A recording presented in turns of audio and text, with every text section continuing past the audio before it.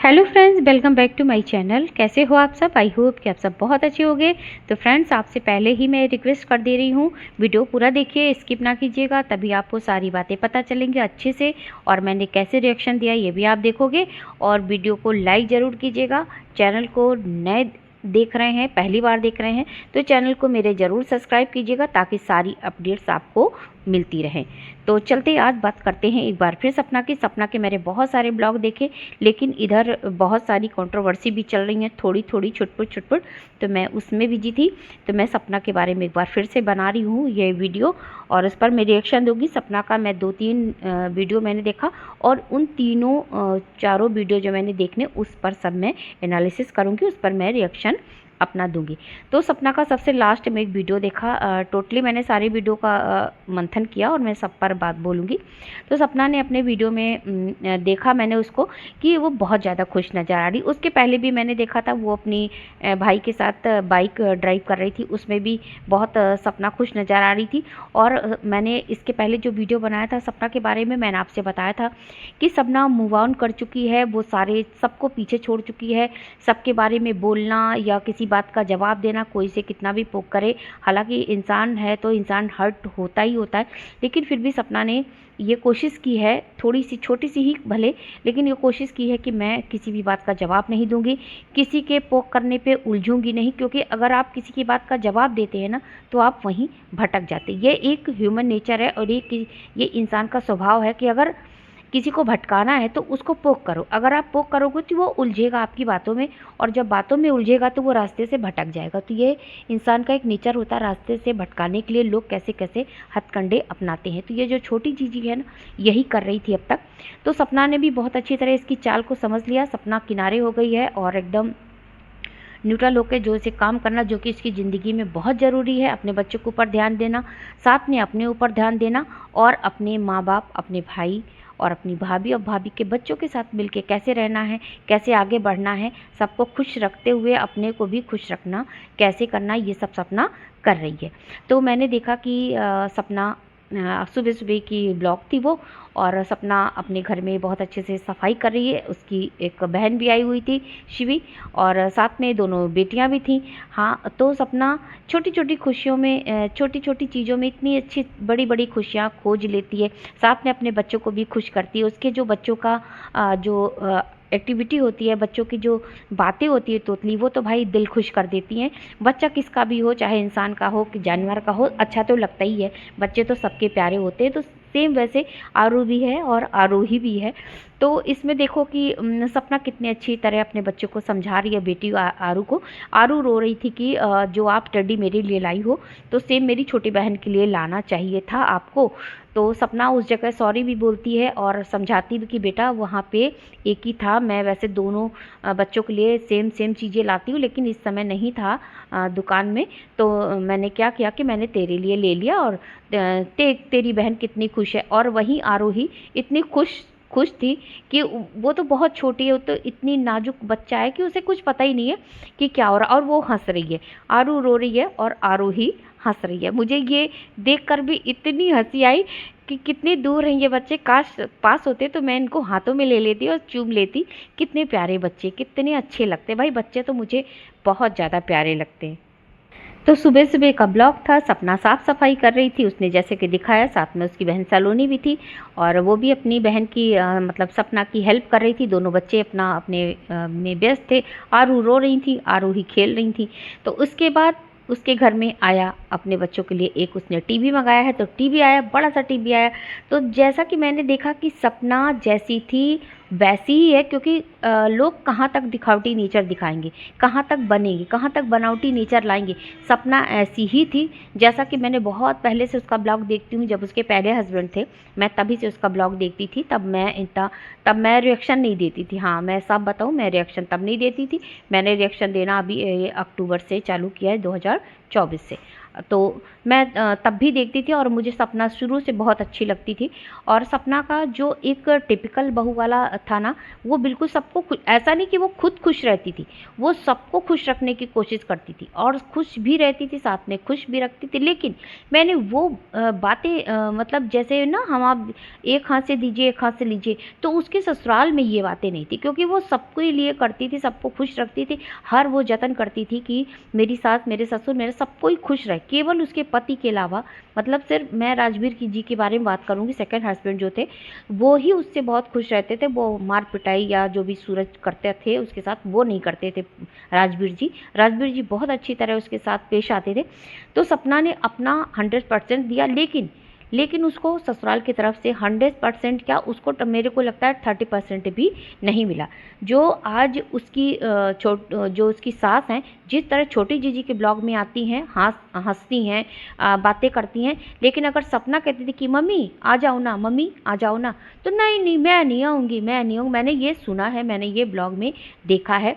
आज सपना की कंट्रोवर्सी हुई उसके ससुराल से निकलने के बाद, तो जो लोग नहीं देखते थे वो लोग भी देखने लगे, लेकिन उसकी हिस्ट्री पूरी वही लोग अच्छे से जानते हैं जो उसको बहुत पहले से फॉलो कर रहे हैं। तो मैंने बहुत पहले से देखा कि उसके साथ उसके ब्लॉग में आना पसंद नहीं करती थी, खुश नहीं होती थी। तो ऐसा क्या हुआ कि सपना के जाने के बाद वो छोटी जीजी के ब्लॉग में इतने अच्छे से आती हैं, जो कि जितना नफरत करती थी सपना के ब्लॉग में आने से, अब उसी छोटी जीजी के ब्लॉग में अच्छे से आती हैं, सारी बातें करती हैं, बताती हैं, सब कुछ करती हैं।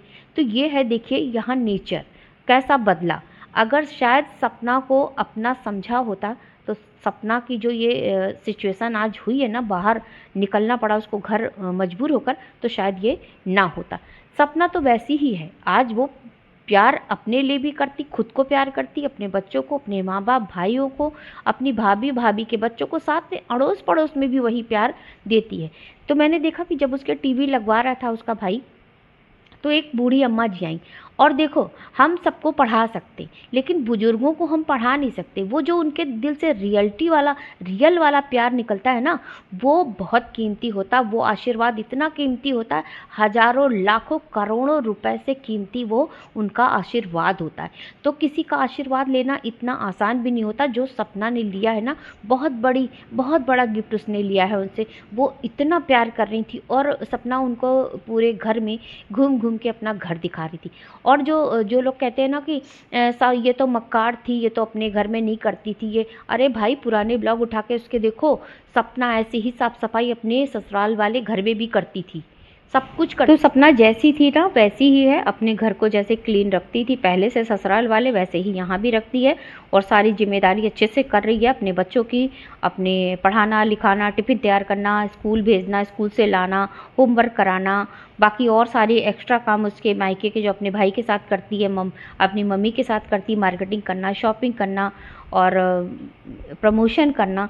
तो सारी चीज़ें वही कर रही है जो वो पहले से करती आई है। उसके लिए कुछ नया नहीं। देखो, अगर किसी के ऊपर पहली बार कोई जिम्मेदारी पड़ती है ना, तो उसको अटपटा लगता है, लेकिन सपना तो हमेशा से सारी जिम्मेदारी उठाती आई है, तो उसके लिए सब कुछ आसान है। हाँ, थोड़ी ड्रेसिंग सेंस उसकी, जो उसको ट्रोल करते हैं ना, सबकी ड्रेसिंग सेंस ऐसा हो गया, इसको तो चाहिए ही था कि ये मैके पे रहे, ससुराल से निकले। तो बिल्कुल हाँ, इंसान बिल्कुल जहाँ रहेगा वहाँ की तरह रहेगा।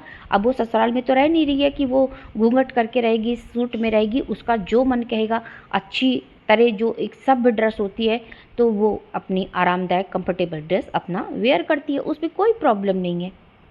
तो जो अम्मा जी आई थी जिनको कि सपना अपना घर दिखा रही थी, वो कितना प्यार करती, उन्होंने खुल के कहा कि हाँ मैं बहुत प्यार करती हूँ। सपना ने भी बताया कि अम्मा जी मुझे बहुत प्यार करती, और वो बाहर हमेशा बैठी रहती हैं। अगर कोई पार्सल लेके आता है, डिलीवरी वाला भी आता है, तो वो उससे पूछे, छोरा कहाँ जा रहा है तू, छोरा कहाँ से आया है तू। मतलब इतना बुजुर्गों का होना कितना ज़रूरी होता है, ये आपको पता चला होगा सपना के ब्लॉग से।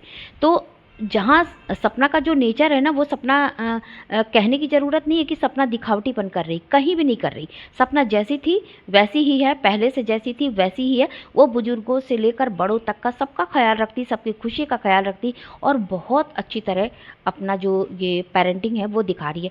मैंने पहले ही बताया कि पूरा ध्यान अपने बच्चों का, अपने घर का, क्लीनिंग का, साथ में अपने आस पड़ोस का, अपने परिवार का, अपने रिश्तेदारों का, हर बड़े बूढ़े का ख्याल वो रखती है, जैसा कि वो रखती आई है। तो जो लोग कहते थे ना कि अरे 10 बजे सो के उठती है, आलसी है, इसको मक्कार है, इसको तो बाहर जाना ही था, ये इसीलिए इसने सारा खेल रचा कि ये बाहर आएगी तो उड़ेगी, ये करेगी वो करेगी, सारे आरोप लगा रहे थे ना, उनके मुंह पे ये तमाचा है कि देखो सपना कितनी अच्छी तरह अपनी सारी जिम्मेदारी निभा रही है, बच्चों की हो, माँ बाप की हो, भाई भाभी की हो और आस पड़ोस की हो, सबको खुश रखना सपना जानती है।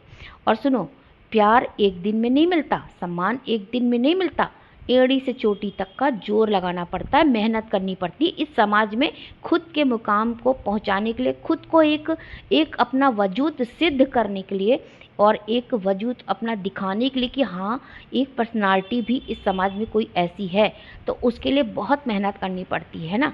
ऐसे नहीं कोई खुद को जानता। हाँ, अगर किसी के ओहो, थोड़ा सा बैकग्राउंड म्यूजिक आ रहा है। मैंने आपको कई बार आपको बताया है कि ये जो मेरा घर है ना, ये एकदम रोड पे है, तो थोड़ा ये बैकग्राउंड का जो शोर शराबा आता ही रहता है।